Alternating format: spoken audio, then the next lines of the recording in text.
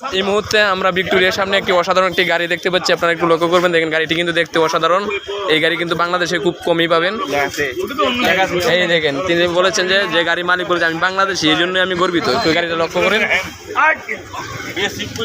এরকম গাড়ি ভিক্টোরিয়া পার্কে হয়তো আর কখনো দেখা হয় নাই, আজকে ফার্স্ট টাইম দেখা হয়েছে। অসাধারণ একটি গাড়ি।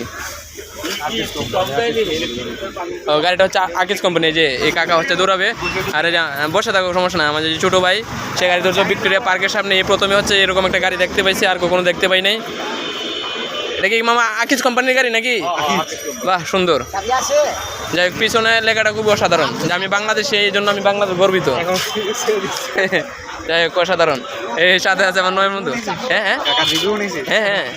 প্রাইস কত কেমনে কি রিভিউ না কত? গাড়ি প্রাইস 20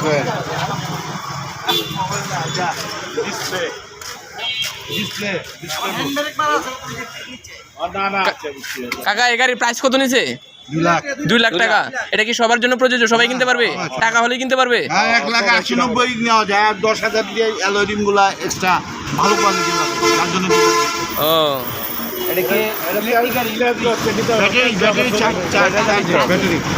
এই ব্যাটারি চালিত না?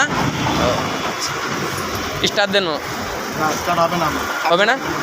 ও, আমার না, বন্ধু বড় ভাই। ও,